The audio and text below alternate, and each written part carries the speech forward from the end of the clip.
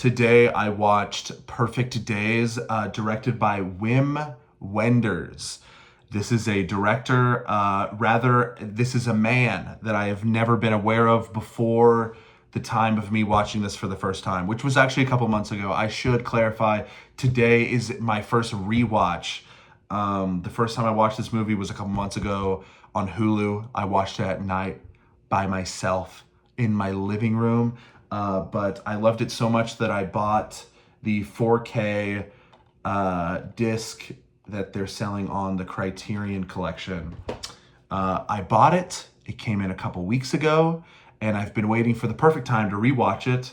And that meaning I've been waiting for somebody else to watch it with me. So I finally got my brother and his wife, whom I live with, to watch this film with me. If you can watch movies by yourself, enjoy it. If you can watch movies with people, enjoy it, dude. I love doing both. I love watching movies. For those of you who don't know, because this is a channel that maybe somebody will watch one day. P.S. Just for those watching at home, I have 0 subscribers. You can subscribe if you would like. Yeah, dude. I have been on Letterboxd since 2022, but I would say that I only started really enjoying movies this summer, summer of 2025. I reset my Letterboxd because I never logged any movies the way you're like supposed to log them. I would just like give it a star rating and move on. I reset it over the summer, and this is one of the films that I have stumbled across. I've watched like 160 films since August, which is a stupid amount. I used to watch probably 15 films a year, and I have went crazy. We'll talk about it more at another time. But anyways, Perfect Days, Wim Wenders, not a made up name, his real name, I assume. This movie is starring Koji Yakusho. It's, if you don't know, it's about a guy who's a bit more elderly, who basically we kind of walk with him throughout his life. We get about 2 weeks into his life, showing him wake up, showing him go to work, showing what he does kind of after work, his daily routine. And we literally see like an entire week, and then kind of all in real time in a way. And then we see a second week that's kind of more of a snapshot view because, you know, we have the context of the first week. But as boring as it may sound to the uninitiated, this is just a delightful film. Like I said, the second time I watched it with my brother and his wife, aka my sister-in-law, we have all given it 5 stars on Letterboxd. Holy buckets, dude. I love this movie. Currently is sitting at one of my top 4 on Letterboxd. How many times can I talk about Letterboxd in talking about this movie before it becomes annoying? It probably already is, but that's okay, dude. We're allowed to be annoying here. Yeah, dude, I love this movie. I love how contemplative it is. I love how quiet it is. It's so,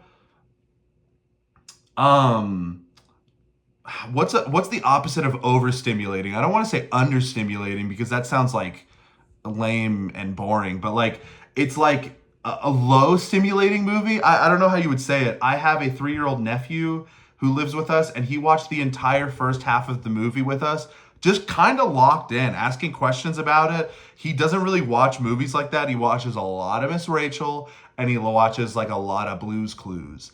But like a real movie, like I can't even get him to watch like Kung Fu Panda for like too long. You know what I mean? But he loved Perfect Days until it was his bedtime, and then he hated this movie because he couldn't finish it. So sad. He will finish it one day.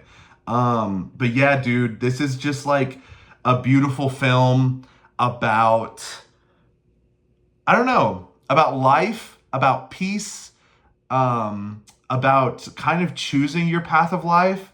I think I don't want to glorify any of the decisions that he makes. It seems like he's very happy in a lot of things that he does, and it seems like there's deep sorrow and maybe unresolved issues within him that causes him to make some choices in the film. Try not to spoil it for those who haven't watched it, which is probably everybody, because I don't have like a set audience right now. So if you're watching this, shouts out to you. But yeah, if you have heard of Perfect Days, if you've never heard of Perfect Days, if it's been on your watch list for a while, if again this is the first time you're hearing about it, please listen to me. I know bangers. You know what I mean? And this is a banger. References, dude, for the internet. Yeah, this is a wonderful film. It will potentially make you cry. It made me cry a couple of times upon first rewatch.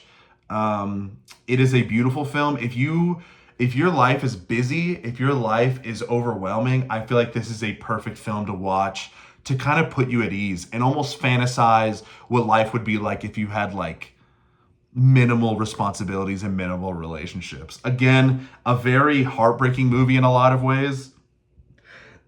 But I think it's good escapism.